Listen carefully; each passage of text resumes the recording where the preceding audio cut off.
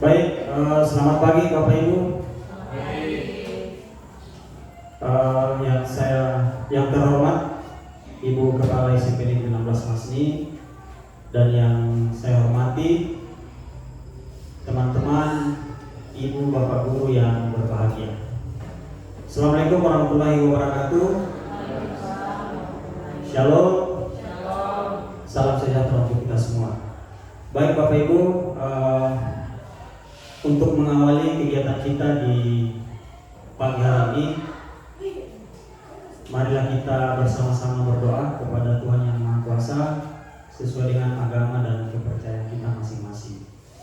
Berdoa dalam hati, berdoa dimulai.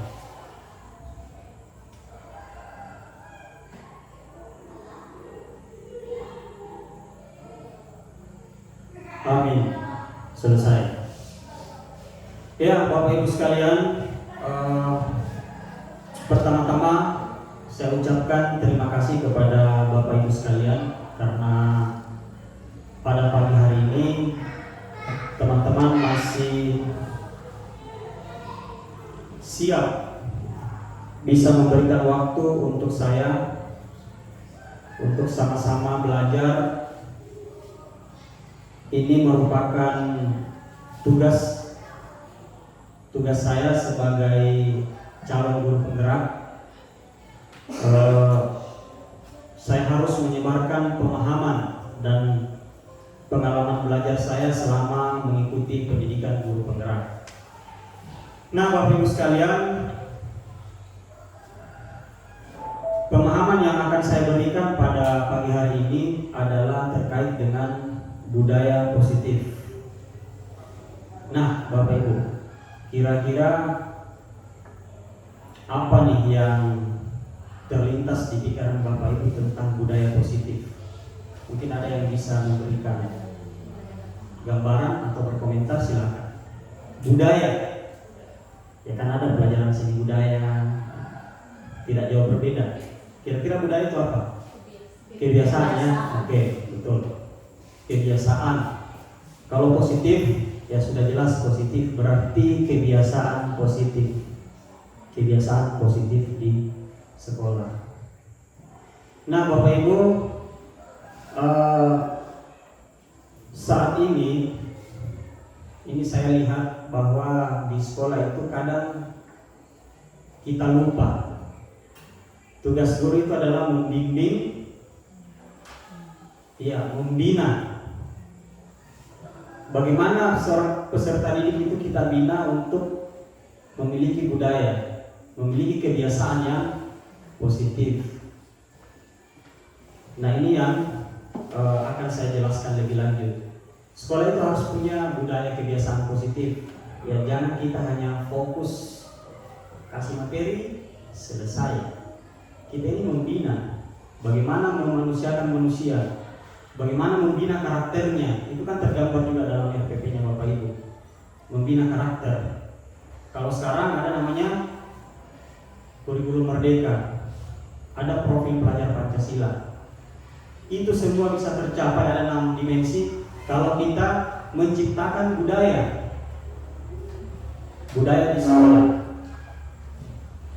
budaya di kelas, atau budaya di sekolah. Kalau Bapak Ibu lewat masuk di ruangan, lihat di atas, di situ ada budaya. Ada yang ingat apa yang tertulis di sana? Budaya malu, budaya untuk malu untuk tidak terlambat, itu budaya. Pertanyaannya, apakah kita sudah menciptakan budaya itu? Jangan sampai kita berharap mau menciptakan budaya di kelas ke anak-anak kita, sedangkan kita saja punya kebiasaan yang bagus. Nah, Bapak Ibu sekalian, yang akan kita pelajari hari ini ada 8 kunci untuk menerapkan budaya positif. Yang pertama, perubahan paradigma belajar, kemudian disiplin positif, motivasi perilaku manusia, kebutuhan dasar manusia, nilai-nilai kebajikan, posisi kontrol guru, keyakinan kelas, dan segitiga restitusi. Ada 6. kalau Bapak Ibu paham yang 8 ini, saya yakin kita bisa menciptakan budaya atau kebiasaan-kebiasaan yang bernilai positif bagi peserta didik kita. Makanya kita harus paham dulu. Nah, yang pertama adalah pembelajaran dengan paradigma baru. Ada yang sering dengar paradigma baru? Ingat ya Bapak Ibu, waktu kalau nggak salah 2021 akhir muncul kurikulum. Ya, yang pas pandemi muncul kurikulum namanya kurikulum paradigma baru, yang kemudian sekarang menjadi kurikulum merdeka. Nah, Bapak Ibu, kenapa paradigma baru? Kita harus paham bahwa konsep atau paradigma atau pandangan pembelajaran masa lalu dengan sekarang itu sangat berbeda. Ya, makanya penting kita ketahui, karena jangan sampai kita masih terbawa nih. Kita kan produk dari masa lalu, ya kan? Jangan sampai kita selalu mau menjadi seperti apa yang kita inginkan. Padahal sekarang sudah berubah Bapak Ibu. Banyak faktor yang berubah. Pertama, kita saja menggunakan HP, bedakan dengan dulu. Nah, itu semua harus kita pahami bahwa tingkah laku manusia pun berubah, kebutuhan manusia pun berubah, termasuk peserta didik kita. Jadi jangan lagi menggunakan paradigma yang lama, produk yang lama. Makanya jangan heran ketika ada pengamat yang mengatakan bahwa kita itu masih menggunakan zaman Belanda. Iya, betul, tidak ada perubahan. Oleh karena itu kita harus pahami apa sih kebutuhan siswa. Nah, Bapak Ibu pasti sering mendengar ya pembelajaran yang berpusat pada peserta didik. Kalau selama ini, ya mari kita kembalikan ke diri kita masing-masing. Mungkin selama ini kita masih menggunakan pembelajaran yang berpusat pada guru, atau istilahnya teacher center, bukan student center, tidak berpusat pada siswa.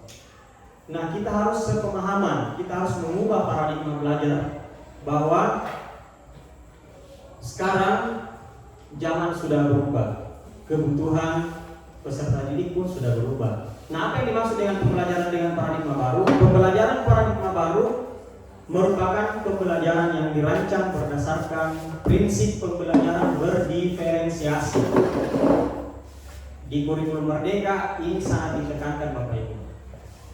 Kita ingat, kita baru saja selangkah lebih ke atas, kita statusnya sudah mandiri berubah. Kalau yang lalu mandiri belajar, masih sedikit-sedikit, sekarang sudah berubah. Kita harus terapkan ini. Pembelajaran berdiferensiasi, kalau di bahasa Inggris namanya kan beda. Mana Ibu Indra, sana Ibu different, beda. Artinya apa?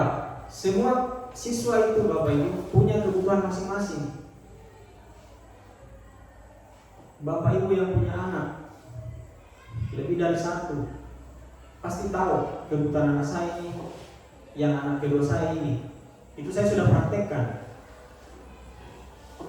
Anak pertama saya dengan anak kedua saya beda kebutuhan belajarnya, beda cara menangkap, beda kreativitasnya. Nah, kenapa tidak ini kita tidak lakukan di dalam kelas kita? Kita harus paham kebutuhan siswa ini. Oh, ini ternyata tadi barusan saya lewat, ada siswa berteriak, saya intip, suaranya keras kencang. Saya malah punya ide, bagaimana kalau anak ini latih pemimpin upacara. Jadi itu yang harus kita lakukan. Kita ini barang dokter, spesialis, ada sertifikasi profesional kan, itulah gunanya. Jadi mari Bapak Ibu kita berubah secara sedikit demi sedikit, tidak usah langsung, pelan-pelan. Kita harus bisa melihat masalah yang dihadapi siswa. Ya, nah pembelajaran berdiferensiasi, pembelajaran yang kontennya sama tetapi penanganannya yang berbeda. Jadi mungkin ke depan kita akan sharing lagi Bapak Ibu. Nah, apa yang diharapkan sehingga peserta didik belajar sesuai kebutuhannya, ya. Tadi saya sudah jelaskan berdasarkan tahap perkembangannya. Karena setiap siswa berbeda. Ada yang cepat menangkap matematika, ada yang lambat. Ya jangan salahkan siswanya kalau lambat, karena memang kebutuhannya belum di situ. Dia belum mampu berpikir tingkat tinggi. Kadang kita sebagai guru langsung justice, kamu bodoh. Akhirnya apa? Akhirnya anak merasakan psikis. Padahal tugas kita sebagai guru adalah bukan menghukum, mendampingi, ya, memfasilitasi. Ya sama lah dengan apa ya? Dengan kita di rumah, orang tua dengan anaknya. Jadi memang menjadi guru itu berat. Nah, selanjutnya Bapak Ibu, ternyata selama ini kita itu miskonsepsi tentang teori kontrol. Nah, kontrol ini adalah kontrol guru ya, yang selama ini kita lakukan. Mari kita sama-sama merefleksikan diri.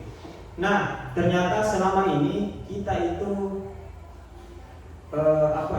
guru dalam mengontrol siswa itu hanya ilusi, hanya semu. Kenapa? Ketika ada siswa misalnya ambil sampah, kita lihat siswa kita suruh, oke, mereka lakukan.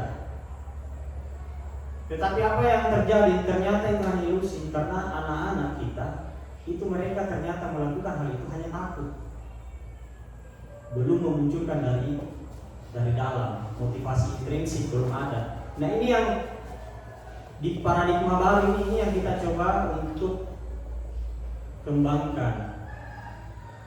Bagaimana memunculkan motivasi dari dalam itu. Tetapi ya, kita mulai dulu dari diri kita dulu lah, motivasi intrinsik kita. Ya mohon maaf ya, kemarin teman-teman yang PPG,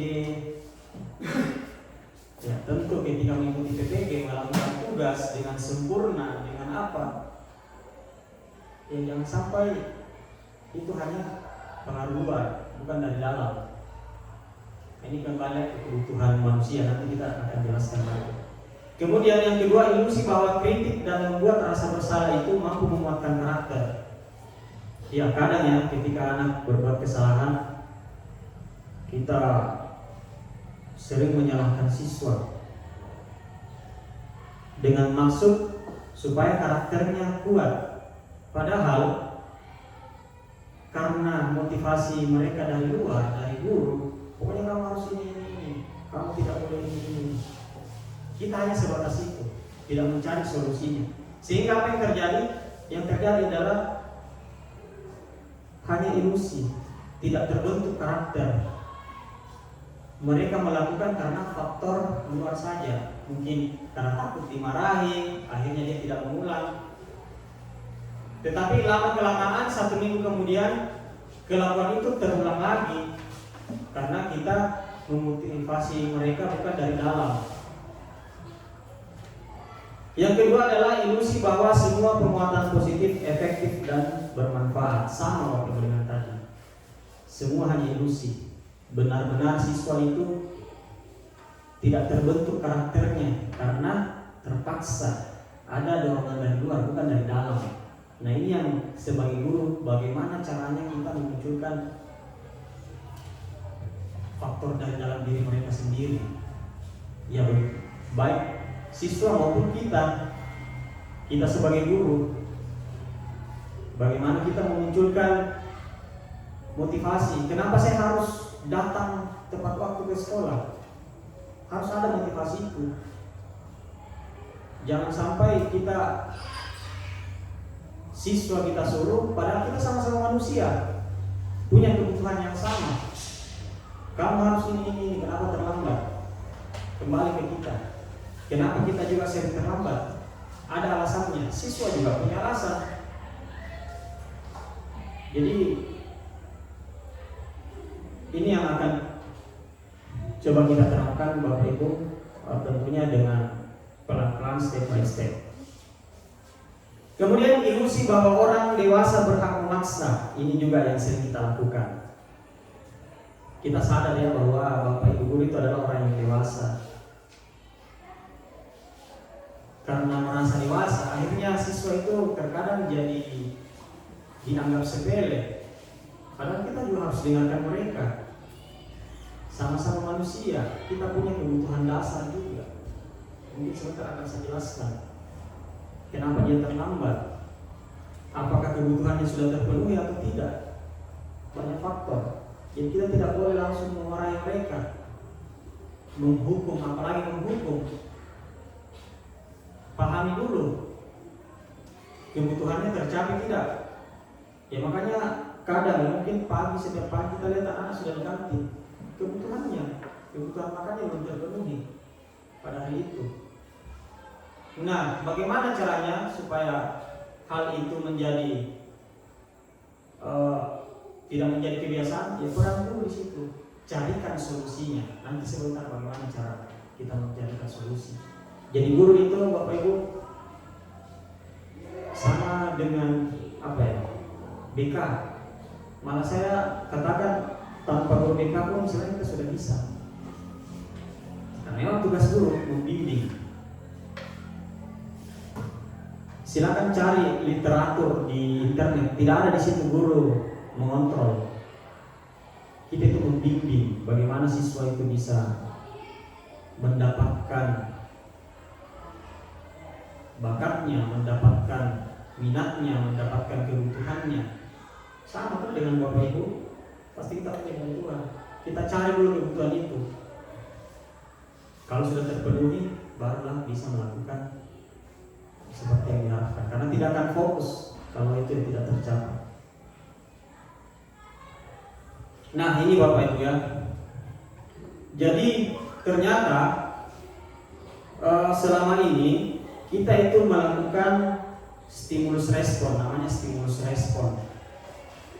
Nah bagaimana kita mengubah paradigma stimulus respon ini menjadi teori kontrol. Jadi teori, bukan mengontrol, tetapi tetap memang niatnya mengontrol, tetapi bukan mengontrol secara langsung harus atur ini, tidak. Tetapi ada teorinya Bapak Ibu, teori mengontrol itu. Nah, kita lihat di stimulus respon, kita mencoba mengubah orang agar berpandangan sama dengan kita. Ini sering terjadi. Kita itu dalam mengontrol siswa selalu saja kita pakai apa yang ada di pikiran kita. Terkadang kita tidak menghargai. Ketika kita lihat di teori kontrol, harusnya kita berusaha memahami pandangan orang lain. Mereka juga berhak berpandangan. Kita tidak boleh langsung merasa harus ini. Kita dengarkan. Kita dengarkan curhatannya. Malah sebenarnya kalau anak-anak punya berbagai macam mungkin alasan atau apa, itu kan sebenarnya bagus.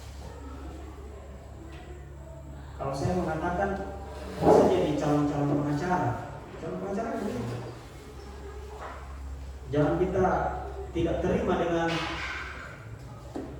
dengan pernyataannya. Itu di stimulus respon. Kemudian perilaku buruk dilihat sebagai suatu kesalahan. Ini yang sering terjadi. Perilaku buruk siswa sering langsung kita justice, itu salah. Sudah tahu tidak tujuannya apa? Kenapa siswa misalnya suka bergerak di bangku, atau ada yang ketawa, ada yang apa? Itu harus kita catat. Oh ternyata ada anak yang tidak tenang di tempat duduk. Coba bikin pembelajaran yang bergerak. Mau pasang apakah? Jadi memang harus betul-betul kita petakan. Harus kita lihat kebutuhan siswa itu apa. Atau misalnya nih, ada siswa datang terlambat. Ya mungkin teman-teman beberapa hari ini saya coba melakukan itu, mempraktekkan siswa yang terlambat beberapa 3 hari kalau nggak salah. Saya tanya, Alasannya apa? Ada yang alasan penampotnya inilah. Kita dengarkan saja. Besok masih ulangi tidak, ternyata tidak, dia tidak ulangi. Saya tidak menghukum di situ. Ya mudah-mudahan berhasil Bapak Ibu. Kita melakukan langkah kecil aja dulu. Jadi bagaimana kita memanusiakan manusia? Siswa kita ini manusia. Kemudian sudah tidak zaman kalau kita menghukum anak-anak, menghukum lari, apalagi tidak ada hubungannya. Tidak kerjakan tugas, mohon maaf ya, tidak kerjakan tugas lari, nyambung tidak dengan perlakuan kita. Itu harus kita ini. Jangan sampai kita dibalik sama orang tua yang lebih paham. Apa dasarnya ibu menghukum anak saya lari keliling lapangan, tidak kerjakan tugas?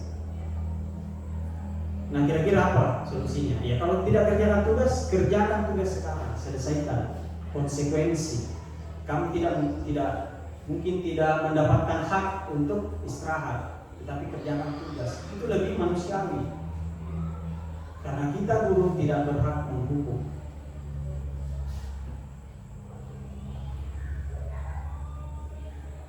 Yang kedua, keikhlasan kita. Apakah selama ini kita ikhlas dengan anak-anak kita? Jangan sampai kita pilih kasih hanya orang-orang tertentu saja. Mari kita rangkul siswa kita. Mereka punya bakat masing-masing. Mereka punya karakter masing-masing. Itulah tugas kita. Memang susah jadi guru. Jadi guru itu tidak gampang memang.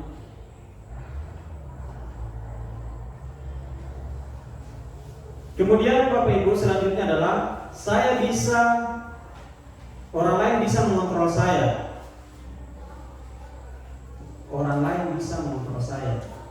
Ini pandangan kita yang lama, bahwa kita selalu orang lain bisa mengontrol saya. Padahal tidak, hanya Anda yang bisa mengontrol diri Anda.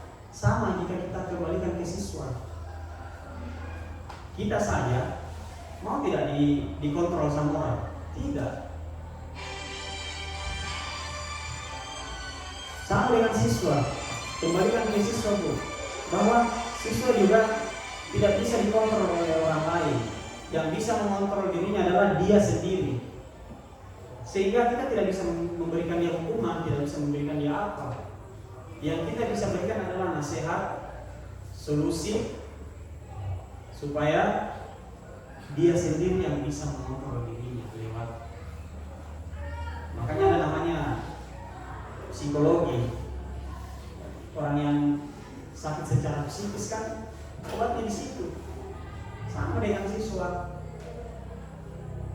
Kemudian saya bisa mengontrol orang lain.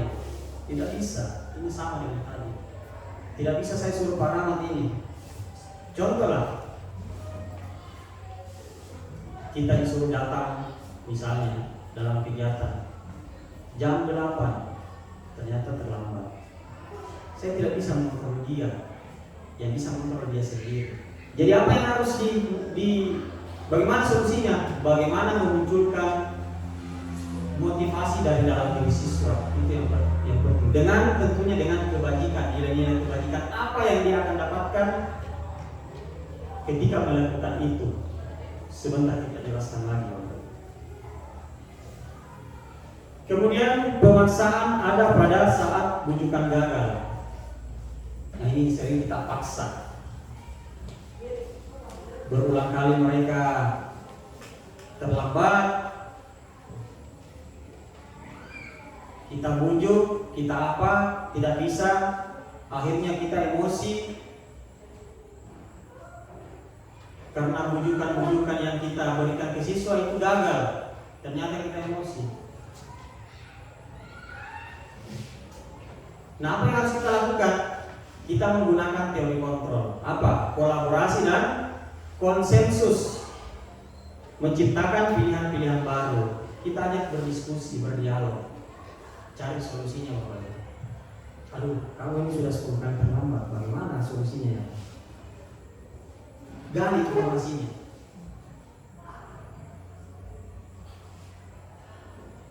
Sama, Bapak. Kalau di anak kita juga pakai cara itu.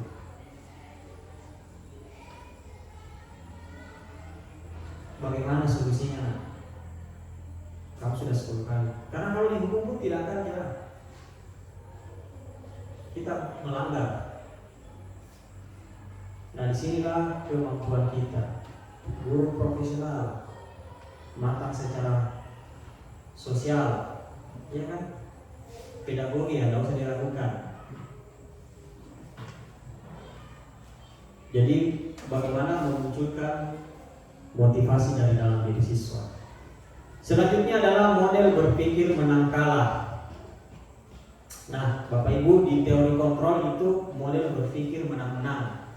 Saya kasih contoh model berpikir menang kalah.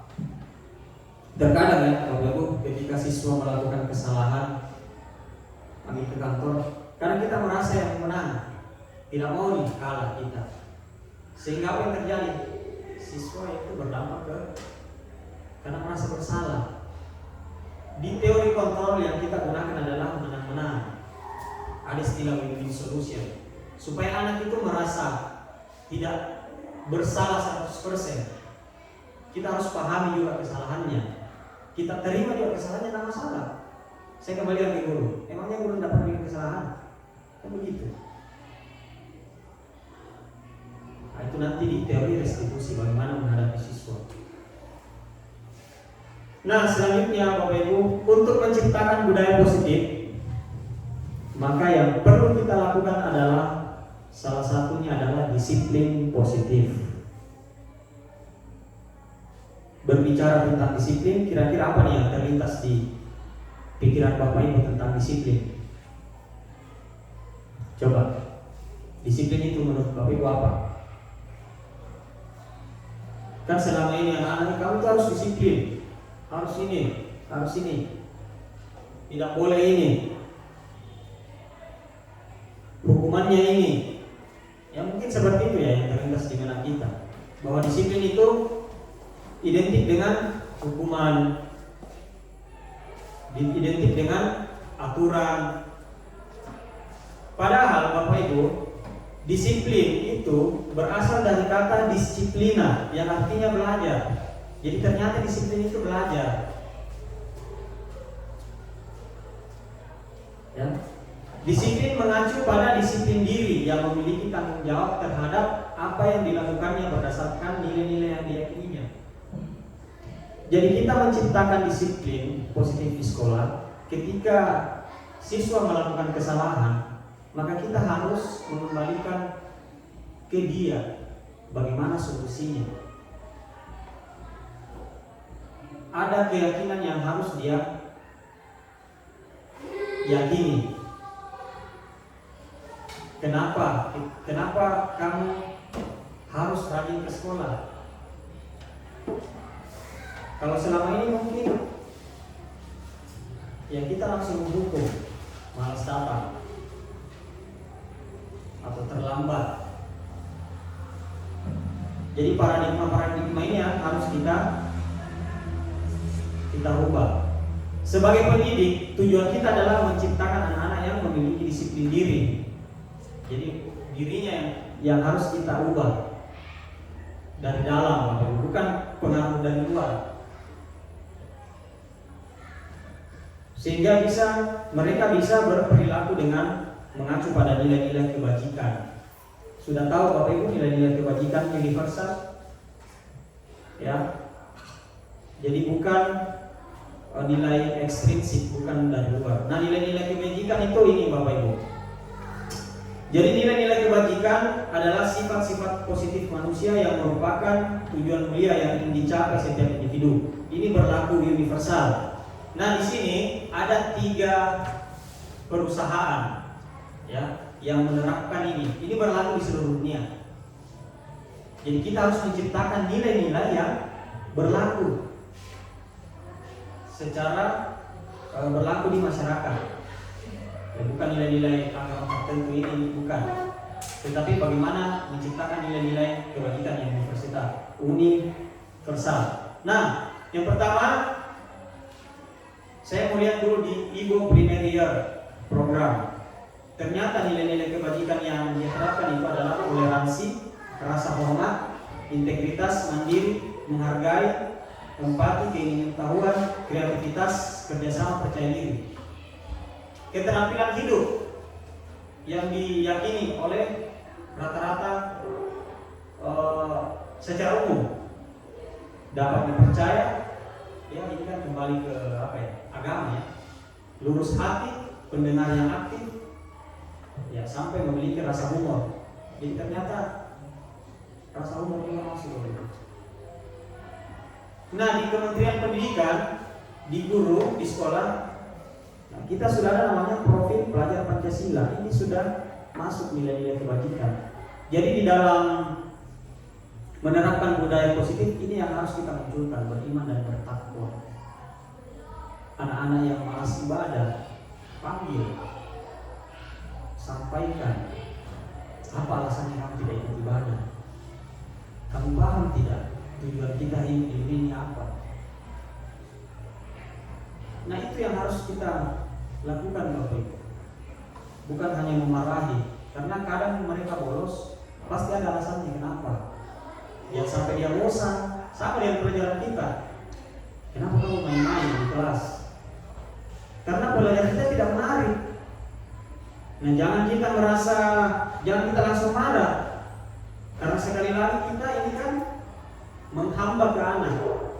Kita dibayar untuk mendidik. Kalau dia tidak senang, berarti ada sesuatu yang harus saya perbaiki dengan pembelajaran saya.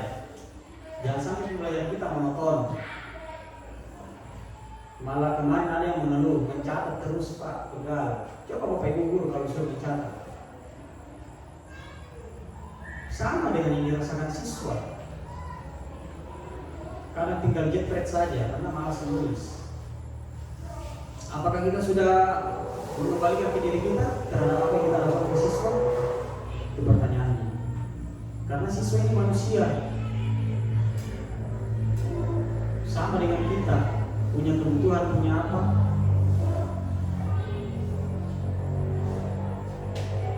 Nah, selanjutnya kita ke kebutuhan dasar manusia. Nah, ini perlu kita pahami juga supaya kita tidak dalam mendidik siswa, kita harus pahami kebutuhan siswa, Bapak Ibu. Ada yang main-main di kelas, ya jangan sampai dia butuh pembelajaran yang menyenangkan, tidak kaku. Baru lihat gurunya masuk, sudah takut. Bagaimana kita membuat pembelajaran yang menarik? Oh, ada ternyata yang senang. Coba berdiri, ada games. Itulah diferensiasi. Kita munculkan permainan di dalam pembelajaran kita. Banyak yang bisa dipakai. Ada quizzes, ada word wall, ada Kahoot. Yang susah adalah motivasi dari dalam guru yang susah. Nah, ini yang mari kita sama-sama berubah sedikit demi sedikit. Jangan kita memotivasi siswa sedangkan kita tidak termotivasi. Kita berdosa Bapak Ibu. Ya, kalau mau dikembalikan ke agama, ya kita akan ditanya, kamu menjadi guru sudah seperti apa? Saya pun seperti itu. Saya berusaha untuk terus berefleksi. Beberapa mungkin minggu depan saya akan coba pembelajaran berdiferensiasi. Mungkin saya akan tunjuk teman satu, silakan nilai saya akan terapkan. Barangkali ada teman-teman nantinya yang akan termotivasi. Ya, kita sama-sama belajar. Kemarin ibu praktik ya, ibu pengajar praktik, saya mengatakan bahwa harus ada komunitas di dalam sekolah. Ya, sama-sama kita belajar.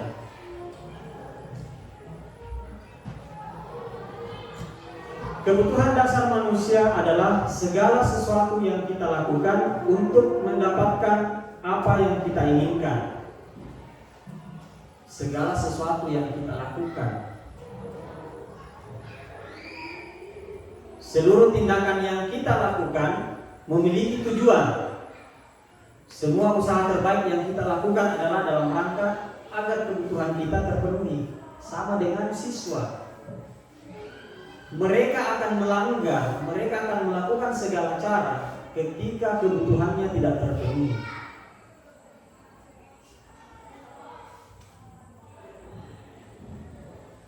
Nah, sebagai guru kita harus paham itu, Bapak Ibu. Kebutuhan yang pertama, ada 5 kebutuhan dasar manusia, Bapak Ibu. Yang pertama adalah bertahan hidup. Ya, kebutuhan makan, pakaian, ya kan?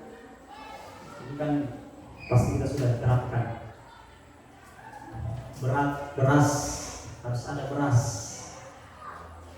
Kalau tidak ada beras, ini bahaya. Ini adalah kebutuhan yang pertama. Nah, pernahkah siswa kita tanya tentang kita kita selidiki, kenapa anak ini malas, kenapa anak ini? Jangan sampai ada kebutuhan yang tidak terpenuhi.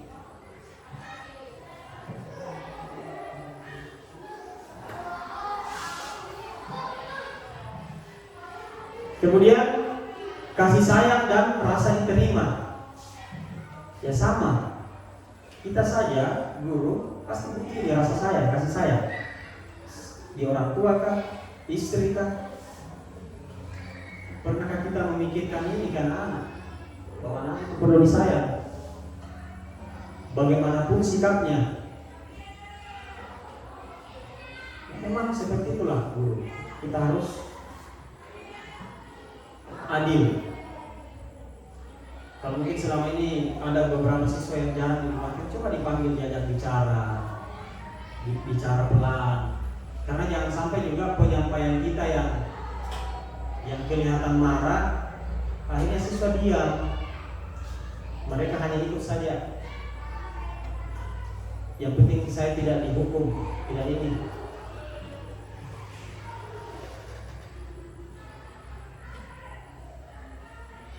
Jadi seperti itu. Selanjutnya adalah kesenangan, Bapak Ibu.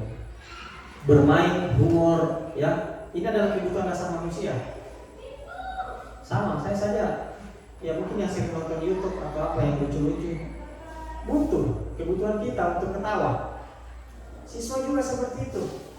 Oleh karena itu, kita harus menciptakan kenyamanan di dalam kelas, pembelajaran yang menyenangkan di dalam kelas.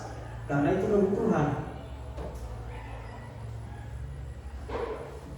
Meskipun kalaupun misalnya tidak semua orang siswa senang, nah disitulah tugas kita memetakan siapa yang senang, siapa yang kurang senang di pembelajaran itu. Makanya itu namanya berdiferensiasi. Jadi di dalam kelas, mungkin kita bagi kelompok dengan materinya sama tetapi perlakuannya berbeda. Kemudian kebebasan, ya sama dengan kita. Teori ini kebutuhan dasar manusia adalah kebebasan, mandiri, memiliki pilihan, ya, mencoba hal baru, mampu mengendalikan arah dirinya. Ini juga kebutuhan. Jangan sampai siswa yang ada di dalam kelas terkungkung. Mereka mau bebas bergerak. Itu kelihatan. Makanya memang yang harus kita lakukan adalah diagnostik, ya. Nanti kita akan lakukan mendiagnostik siswa, tapi sebenarnya di dalam kelas sudah bisa kita lakukan. Sini. Jadi di kurikulum Merdeka itu Bapak Ibu tesnya bukan hanya satu. Kalau selama ini kan kita hanya kertas tes, namanya tes sumatif, ya. Di kurikulum Merdeka ada namanya formatif. Tes formatif, observasi. Anak ini berkembang ini, dia bagus berbicara. Bagaimana kalau saya arahkan ke, misalnya ada yang cerewet, lihat kelas 9, siapa ya yang cerewet? Ada Vika mungkin, ya. Coba diarahkan, kasih perdebatan, munculkan satu isu, suruh mereka bicara. Nah, seperti itu.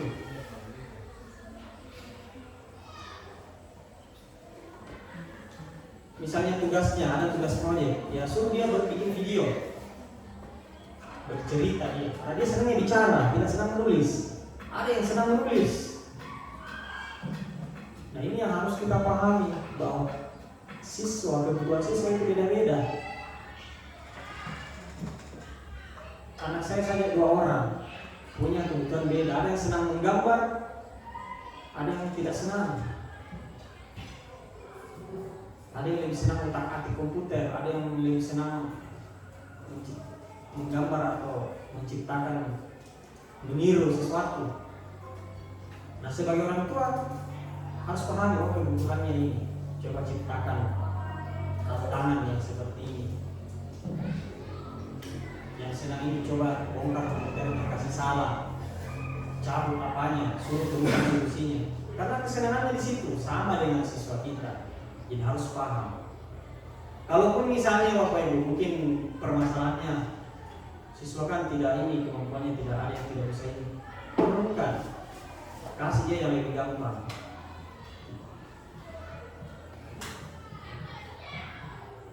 Pembelajaran diferensiasi bisa juga Bapak Ibu beberapa kelompok, satu untuk khusus meja untuk siswa berkonsultasi. Itu saya akan terapkan. Jadi siswa akan keliling, ada satu spot punya pembelajaran masing-masing. Satu yang terakhir guru tanyakan. Disitulah kita berbicara dengan siswa. Kamu apa yang kamu pahami, apa yang kamu tidak mengerti. Harus terima kekurangannya. Kenapa mereka tidak paham? Jangan sampai materi kita, cara menjelaskan kita terlalu cepat atau terlalu tinggi sehingga orang yang lemah matematika dibanding orang yang ini di sini lebih paham dibanding ini. Jadi itu yang harus kita pahami. Kemudian penguasaan. Biasanya ya, ini yang pintar biasanya, atau kadang ada anak yang mencari perhatian. Ya, biasanya mereka mau dianggap. Anak kita itu kebutuhan, salah satu kebutuhan manusia itu kita maunya dianggap, dihargai. Jadi jangan segan memberi anak tos atau mantap. Dia mau diakui Bapak Ibu bahwa dia jago. Kasih mereka penghargaan itu. Tepuk tangan dulu buat ini, luar biasa jawabannya. Jadi dia merasa saya tepuk tangan, guru saya perhatikan saya dianggap menguasai. Nah, itu yang harus kita ciptakan di dalam kelas, interaktif. Bagaimana kita memahami. Jadi jangan lagi membeda-bedakan, samakan Bapak. Ya terserah Bapak Ibu cara melaksanakan seperti apa. Yang jelas tujuannya, dia bro, kenapa? Tanya, kenapa baru punya kan begitu? Kau cuci gali informasinya. Kamu cuci dengan hari apa? Coba kamu cuci, ini nggak bisa. Jangan lagi pakai ini. Yakinkan dirinya, apa alasannya? Sampaikan alasannya. Ya sama ya dengan tadi mungkin kita akan bahas sebentar keyakinan. Kita memakai helm untuk apa? Aturan atau ada keyakinannya? Iya, pengaman. Itu yang kita yakini. Nah seperti itu juga dengan siswa. Kenapa kita menggunakan helm? Mungkin kalau ini orang berpikir takut sama polisi, sweeping. Tetapi ada nilai yang kita yakini. Nilainya apa? Keselamatan. Seperti itulah kita mendidik siswa. Kita harus meyakinkan dia bahwa kamu itu melakukan ini ada alasannya. Kenapa kamu harus mentaati aturan? Kita itu negara hukum. Kamu akan hidup di lingkungan masyarakat. Ada undang-undang yang mengatur. Kamu ambil barangnya orang, itu melanggar. Ada undang-undangnya. Kalau kamu tidak terbiasa dengan aturan, dengan ini di sekolah, itu akan terbawa. Hanya seperti itu. Jadi tidak menghukum yang tidak ada hubungannya. Saya yang masih ingat termasuk saya produk dulu. Saya punya teman merokok. Apa hubungannya? Merokok malah lebih banyak dari satu bungkus. Nah ini kan salah sebenarnya. Merokok dilarang merokok karena ini, tapi ternyata dihukum merokok satu bungkus. Itu kan malah menambah. Ya mungkin bisa dengan coba kamu cari tugas, cari bahaya rokok apa, penyakit, suruh cari. Kembalikan ke diri setelah selesai, bagaimana? Apa yang kamu dapatkan? Masih mau? Kan begitu saja, bukan menghukum. Nah, satu hal yang penting Bapak Ibu, jangan berharap bahwa karakter yang akan terbentuk di anak itu langsung berubah. Tidak. Itu butuh waktu. Bisa saja SMA baru dia mendapatkan itu. Ibu, saya ternyata kembali lagi diri kita. Waktu sekolah kita bagaimana? Apa yang kita dapatkan sekarang? Apa yang kita ingat dari guru kita sekarang? Sama. Jadi lakukan saja Bapak Ibu dengan ikhlas. Jangan sampai kita sering menghukum, malah anak-anak menjadi dendam ke kita, mendoakan kita yang jelek-jelek, yang tidak baik. Jadi seperti itulah mendidik. Namanya impian, harapan kita nanti ke depan seperti ini. Memang dia belum dapatkan, tetapi itu akan terekam di ingatannya. Sehingga harapannya terbentuklah karakter yang kita inginkan.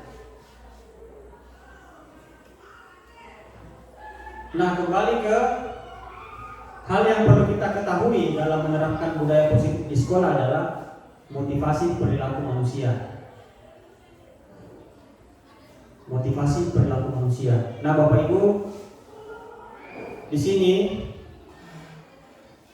biasanya manusia itu dalam berperilaku biasanya hanya menghindari kenyamanan. Menghindari ketidaknyamanan. Mereka melakukan sesuatu untuk menghindari ketidaknyamanan. Misalnya, kenapa siswa rajin memungut sampah? Dan ternyata mereka takut dihukum untuk menghindari itu, bukan dari dalam. Sehingga apa yang harus kita lakukan untuk kebersihan di sekolah adalah memotivasi, memberikan dia, ya mungkin kita bisa kerjasama lah ke depan. Bagaimana mensosialisasikan sampah itu apa, sampah di dunia seperti apa, tahun segini apa yang akan terjadi jika sampah menumpuk, apa yang harus kita lakukan supaya itu tidak bisa teratasi, bisa diatasi. Karena selama ini yang terjadi adalah motivasi eksternal, karena mungkin ada Pak Guru. Ternyata mereka melakukan itu hanya menghindari hukuman, bukan dari dalam. Selanjutnya, itu motivasi eksternal. Selanjutnya adalah mendapatkan imbalan.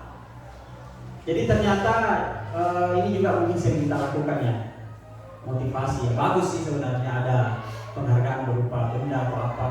Tapi ternyata itu juga masih termasuk ekstrinsik, masih di luar, belum dari belum dari dalam diri. Mungkin memberikan hadiah. Nah, apa yang harus kita lakukan adalah bagaimana supaya siswa itu menghargai dirinya sendiri. Saya akan menjadi orang yang seperti apa bila saya melakukan ini. Itu yang harus kita tanamkan. Jadi bagaimana memunculkan motivasi dari dalam. Ya, saya lihat beberapa siswa sudah punya motivasi dari dalam, hanya memang belum merata. Kelihatan bahwa siswa yang memiliki motivasi dari dalam. Nah, Bapak Ibu, ini yang mungkin perlu Bapak Ibu ketahui. Ada 3 hukuman, konsekuensi, restitusi. Yang sering kita lakukan adalah hukumannya tidak terencana. Ini tidak baik Bapak Ibu, tidak terencana. Kita itu melakukan karena karena tidak kita sepakati. Akhirnya hukuman tiba-tiba aja terpikir. Sudah, kamu langsung sapu ini.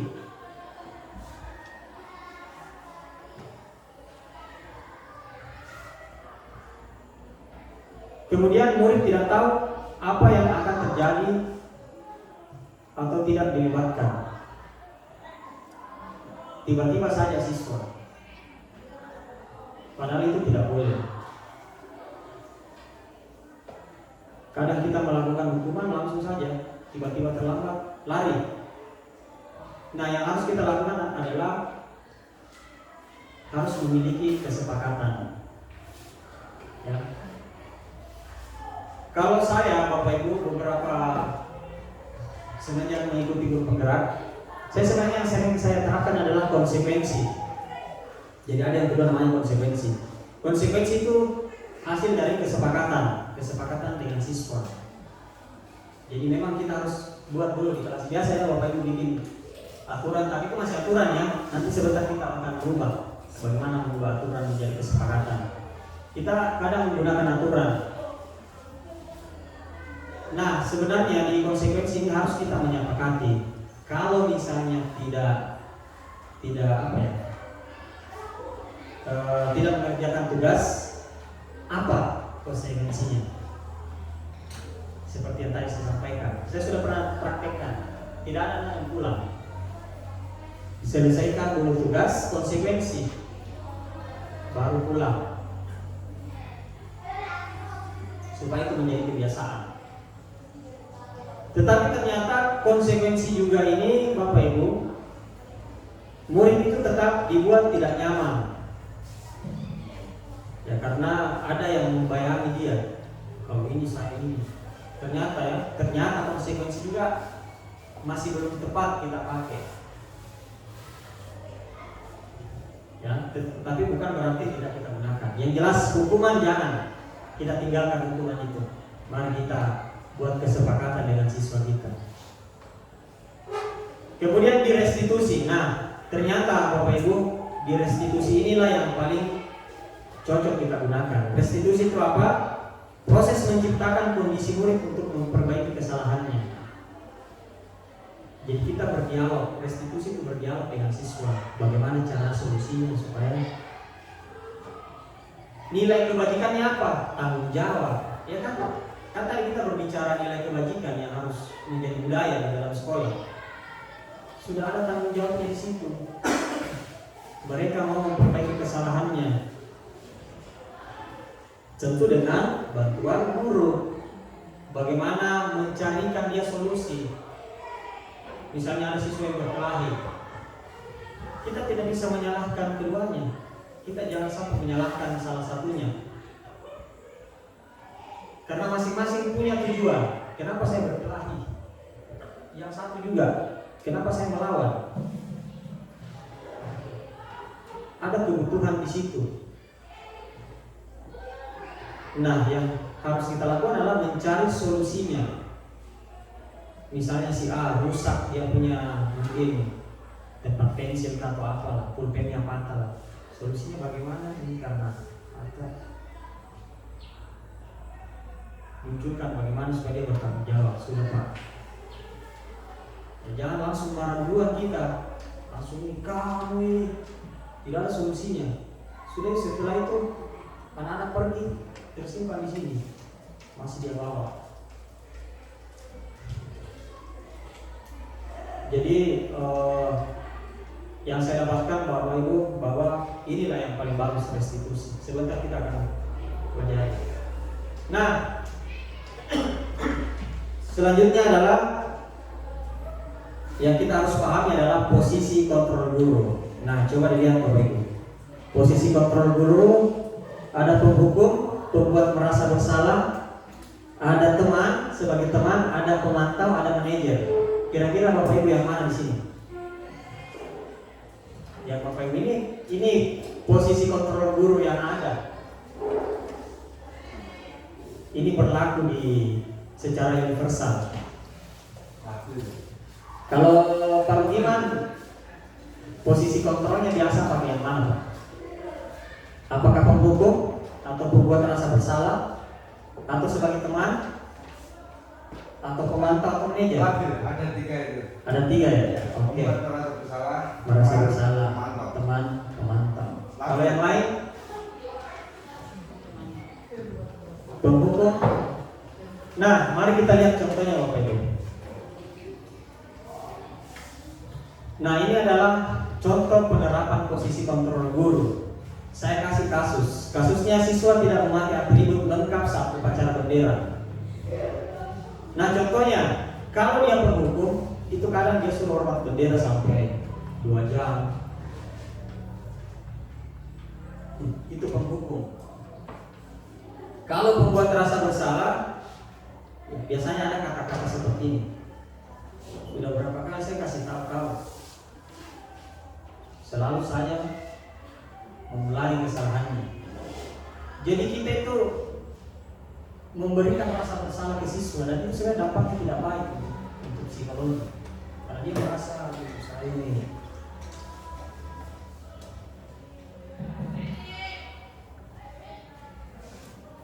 Selanjutnya teman. Nah ini kalau teman biasanya lebih dekat ya. Coba kau ikuti aturan sekolah. Tolong bantu ibu. Ya, sudah nggak apa-apa. Lain kali jangan sampai berbuat seperti ini lagi. Itu teman. Tetapi ada dampaknya. Kadang hanya mendengarkan di kita saja, tetapi kemudian tidak. Kenapa? Karena bukan motivasi dari dalam. Bukan motivasi dari dalam. Mereka melakukan itu karena ada bapak ibu guru. Tapi ketika bapak ibu guru itu sudah tidak ada, ya bisa saja dia mulai kembali kesalahannya. Kemudian pemantau. Kamu sudah melanggar peraturan sekolah. Kamu tahu konsekuensinya. Setelah upacara kamu beri atribut ke koperasi dan jangan lagi ulang, dan jangan diulang lagi. Itu pemantau. Jadi kita kayak memantau. Nah tadi saya sudah jelaskan itu kadang tidak membuat siswa tidak nyaman. Karena dia merasa dirinya ini ada yang pantau saya. Tidak pakai atribut. Ini ada papanya di sana. Malah ada yang sembunyi lah. Padahal itu kan tidak nyaman sebenarnya buat dia.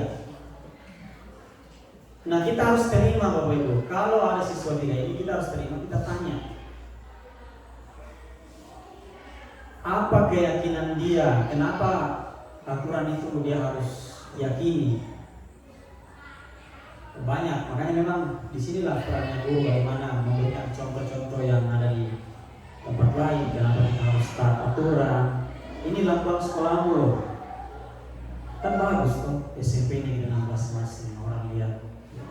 Dari Bapak Ibu. Yang jelas jangan menghukum Bapak Ibu. Jangan menghukum. Jadi kita panggil. Kalau masalah angkut sampah ya lihat dulu. Hubungkan coba pelanggaran apa yang kira-kira bisa. Mungkin kebersihan, ya kan? Misalnya kita sudah sepakati nih, kelas atau dilarang, bukan dilarang ya, sorry. Jagalah kebersihan kelas kotor.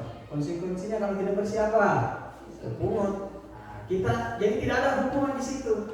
Kalau yang saya minta uang kan sudah terlambat kumpul, ambil sampai itu. Nah ini untuk kita semua ya. Karena saya pun sering melakukannya. Jadi seperti itu. Sehingga yang terjadi anak-anak itu tidak ada gerakannya untuk ambil sampah secara dari dalam, motivasi dari dalam, tetapi hanya takut. Tetapi kalau dia yakini bahwa kebersihan itu bagus untuk kesehatan, mencegah penyakit, kasih contoh-contoh yang sudah pernah terjadi, sehingga dia sendiri yang menggerakkan dirinya. Karena kita tidak bisa mengontrol, seperti yang saya jelaskan tadi. Kita tidak bisa mengontrol siswa. Yang bisa mengontrol adalah dirinya sendiri. Nah ternyata Bapak Ibu, penerapan posisi kontrol guru itu yang paling dianjurkan adalah manajer. Ini bagaimana kita menjadi seorang manajer ketika siswa melakukan kesalahan tadi. Apakah kamu tahu kesalahanmu apa? Kenapa Pak Guru panggil kau ke sini? Kira-kira apa kesalahannya? Tanya dulu. Kembalikan ke dirinya supaya muncul rasa tanggung jawab. Apa ya? Oh saya tadi ini Pak, maaf ini saya melakukan kesalahan ini. Jadi bukan kita yang menunjukkan. Kalau selama ini itu kan ngomong sampah. Panggil saja temannya bicara, jawab. Kau kesalahannya apa? Kenapa saya panggil? Kira-kira apa? Apa yang saya melanggar? Apa ya? Kira-kira bagaimana kamu memperbaiki? kita kembalikan ke dia, Pak. Bapak Ibu guru, bukan kita yang kasih solusi. Kamu, karena kamu terlambat, kamu ini kumpul ini, bukan. Kembalikan ke dia apa yang kamu bisa lakukan untuk memperbaiki kesalahanmu. Itu manajer. Jadi tidak menghukum, tidak ada menghukum di situ. Tidak selesai tugasnya, bagaimana kira-kira supaya tugas ini selesai? Kita memberi pilihan ke dia. Jadi anak itu kita bisa dengarkan. Pak ini saja Bu, bisakah sebentar sore? Ya, bisa saja kan? Sebentar sore saya ke rumahnya Ibu kumpul. Jadi siapa tahu ada keluar kata-kata itu. Karena selama ini mungkin kita jarang mendengarkan siswa seperti itu. Akhirnya kita tidak tahu sebenarnya siswa itu maunya apa.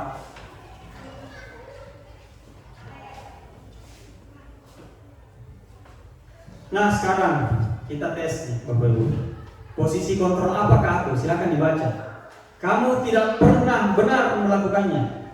Itu apa? Posisi apa kira-kira? Apakah penghukum, pemantau, teman, manajer? Ya? Iya, penghukum. Ya. Jadi dia masuk ke penghukum. Selanjutnya, apa rencana untuk menyelesaikan masalah ini? Iya. Jadi kita tanya apa kesalahanmu. Kita bukan penghukum. Jadi anak-anak itu tidak ada rasa dendam kita yang bisa memunculkan rasa dendam. Itu kalau kita perlakukan anak tidak apa ya? Kalau bilang ya zaman Belanda lah. Kalau dulu kita kan hajar, Pak. Itu paradigma lama, Pak. Sekarang tidak. Undang-undang ada, kita sudah dibatasi itu, hati-hati. Mencukur saja itu hati-hati. Ada undang-undangnya, tidak boleh.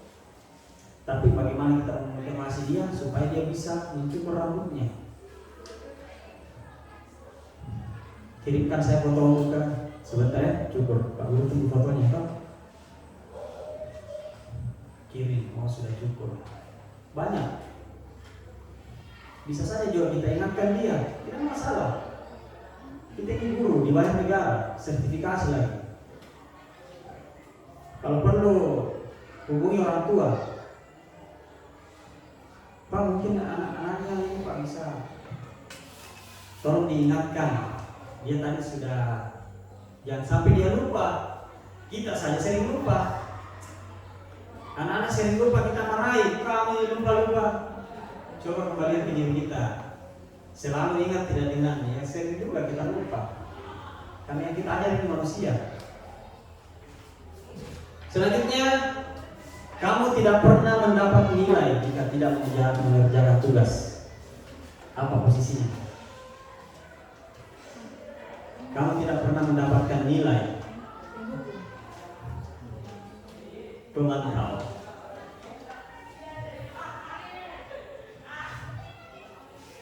Oke Bapak Ibu, selanjutnya adalah keyakinan kelas. Ini salah satu budaya positif juga. Keyakinan kelas. Apa sih keyakinan kelas itu? Ya, saya sudah jelaskan tadi ya bahwa kita meyakini bahwa menggunakan helm itu adalah keyakinan kita adalah supaya selamat, terhindar dari bahaya.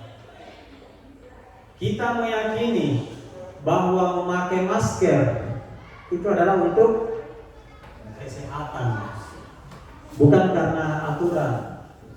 Itu yang kita akan munculkan. Tetapi Bapak Ibu, keyakinan ini diambil dari peraturan. Nah, dalam membentuk keyakinan kelas, ini yang perlu kita pahami ada bersifat abstrak. Jadi silakan tulis, nanti Bapak Ibu boleh praktikkan di kelas. Apa maunya siswa, kita harus dengarkan. Kemudian pernyataan universal harus secara umum mewakili semua siswa. Tidak boleh ada yang khusus misalnya karena dia agama apa, tidak boleh. Usahakan dia menyeluruh, adil. Kemudian dibuat dalam pernyataan positif. Nah ini Bapak Ibu, saya menganjurkan Bapak Ibu ketika membuat peraturan. Jadi jangan lagi peraturan ya, buat keyakinan. Jadi keyakinan ini diambil dari peraturan sebenarnya. Hanya kita mengubahnya supaya menjadi positif. Contoh, kalau misalnya dilarang ribut di kelas, kira-kira kalau kita mengubah ke kalimat positif apa? Pernyataan positif apa? Jangan pakai dilarang. Ya, kalau misalnya dilarang ribut di kelas, berarti bisa saja menciptakan kenyamanan di kelas. Itu keyakinan. Jadi jangan dilarang, karena kalau dilarang itu keaturan, sama dengan Helen tadi. Dilarang menggunakan, tidak boleh berkendara tanpa menggunakan helm. Ya harus berubah menjadi keyakinan. Menjaga keselamatan di jalan. Dilarang membuang sampah sembarang. Kalau kita ubah menjadi buanglah sampah pada tempatnya. Itu kalimat pernyataan positif. Jadi itu yang kita kembangkan. Jadi jangan ada kata-kata dilarang. Kemudian dalam membentuk keyakinan kelas tidak usah banyak-banyak Bapak Ibu. Yang gampang ingat saja, yang memang butuh di kelas itu. Ya. Nah, di sini kan di kelas kita belum ada yang tertempel keyakinan kelas. Itu harus ada keyakinan kelas. Jadi bukan peraturan. Kalau dulu mungkin kita pakai peraturan. Mari kita ciptakan bagaimana anak-anak itu yakin bahwa kelas kotor itu tidak baik. Jadi harus menjaga kebersihan. Jadi buatlah ya paling 5 tidak apa-apa, maksimal 5. Nanti kan masih bisa diubah lagi. Karena jangan sampai terlalu banyak anak lupa apa yang dia misalnya dia langgar dari keyakinan kelas yang dibuat. Cukup 5 saja dulu. Yang paling krusial sampah misalnya. Jadi anak bisa lebih fokus. Kalau terlalu banyak juga itu ketika ditanya dia lupa apa yang saya langgar. Yang terakhir Bapak Ibu adalah segitiga restitusi. Ini tadi kita sudah jelaskan. Apa sih segitiga restitusi itu? Nah ini Bapak Ibu, ketika kita menghadapi siswa yang bermasalah atau melakukan kesalahan atau melanggar keyakinan, maka ini yang harus kita lakukan. Namanya segitiga restitusi. Apa sih yang dimaksud dengan segitiga restitusi?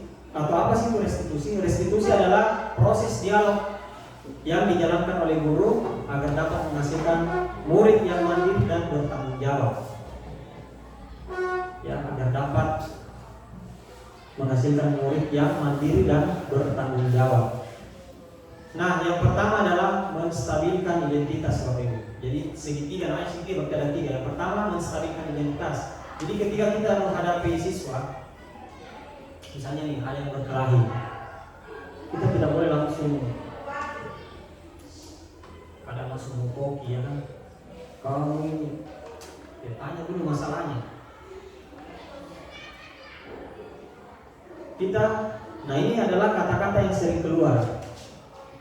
Jadi menstabilkan identitas ini adalah kita harus memahami bahwa membuat kesalahan itu adalah bagian dari proses pembelajaran. Jadi salah itu wajar Bapak. Namanya juga belajar. Mereka mengikuti pendidikan di sini belajar.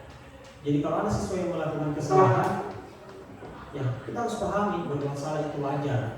Sampaikan saja, iya, membuat salah itu wajar. Pak Guru juga pernah melakukan kesalahan. Jadi kita tidak langsung menjudge seperti itu siswa sehingga dia down, dia apa? Dia juga paham, Pak Guru juga. Ibu bapak tidak mau mencari siapa yang salah. Jadi memang di sini ada namanya di psikologi. Kita kayak guru BK di sini, guru BK. Kamu berhak merasa begitu. Iya betul, kamu berhak merasa begitu. Setelah kita stabilkan identitas itu, Jadi menstabilkan identitas ini tidak mencari siapa yang salah, itu dulu. Misalnya ada dua nih yang bermasalah, mau dua mau satu sama. Menstabilkan identitas. Pak Guru juga pernah mencoret-coret misalnya bangku. Jadi itu wajar. Kamu masih belajar. Setelah itu kita memvalidasi tindakan yang salah. Apa alasannya kamu melakukan itu? Jangan sampai mereka senang sini, mereka mencoret-coret, ternyata kita tidak pernah memfasilitasi siswa untuk kaligrafi kah apakah.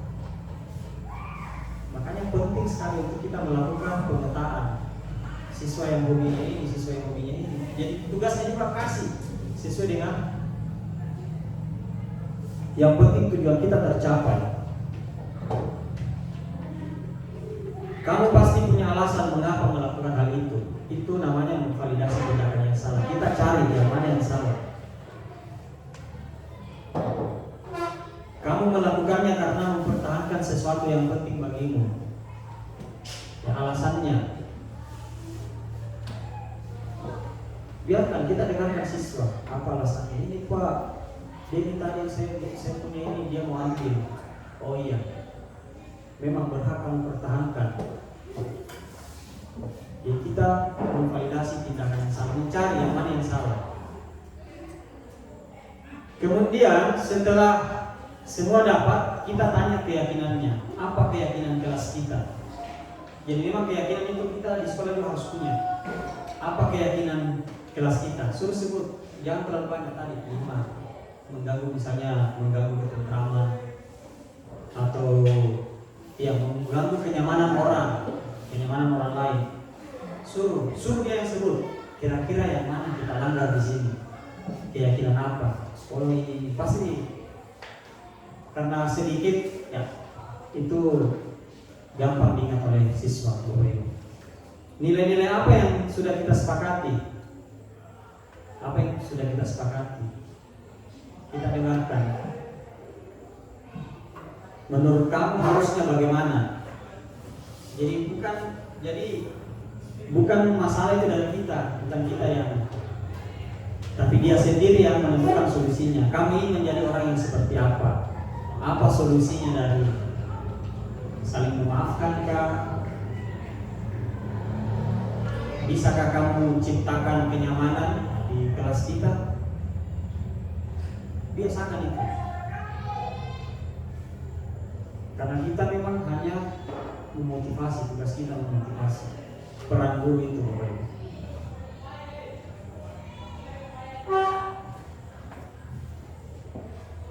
Nah Bapak Ibu, ini saya kayaknya belum sambungkan ke itu ya.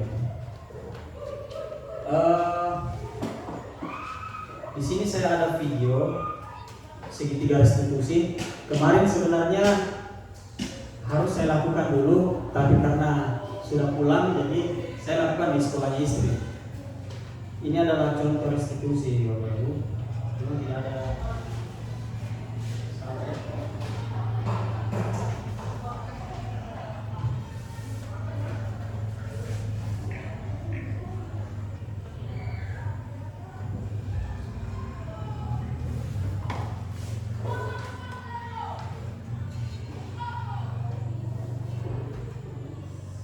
sudah setengah 12 ya.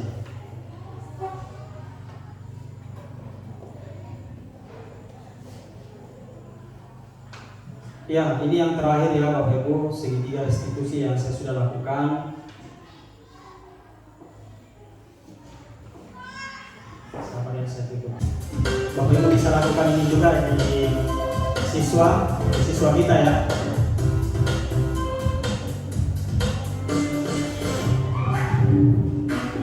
Jadi kasusnya siang itu tanpa sengaja Pak Bali melihat siswa yang sedang membuang sampah sembarangan.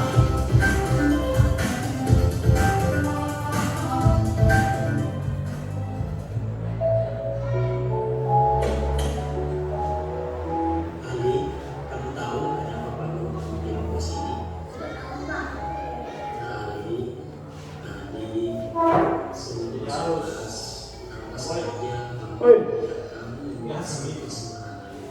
Padahal di sekitar kamu itu ada tempat semua.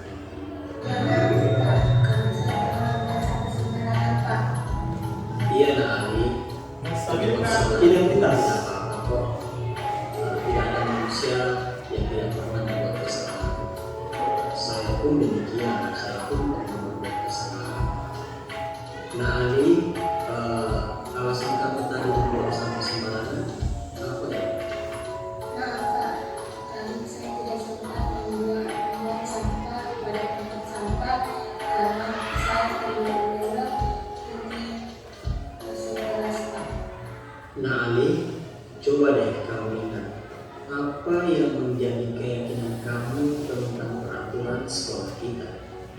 Mengikuti upacara setiap hari Senin, memakai seragam sesuai ketentuan, menjaga Keyakinan sekolah ya. Nah, berarti hal yang kamu lakukan tadi tidak sesuai dengan peraturan menjaga kebersihan lingkungan sekolah kan?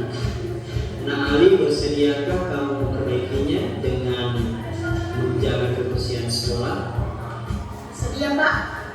Baik Ali. Nah sekarang Pak Guru ingin bertanya, apakah kamu bersedia untuk menjadi orang yang bermanfaat? Ini Pak. Baik Nah Ali, kalau kita ingin menjadi orang yang bermanfaat, maka kita harus berani melakukan hal-hal yang kecil dulu. Itu termasuk hal-hal yang bermanfaat. Artinya dengan membuang sampah pada tempatnya berarti kita sedang peduli terhadap kebersihan lingkungan sekolah.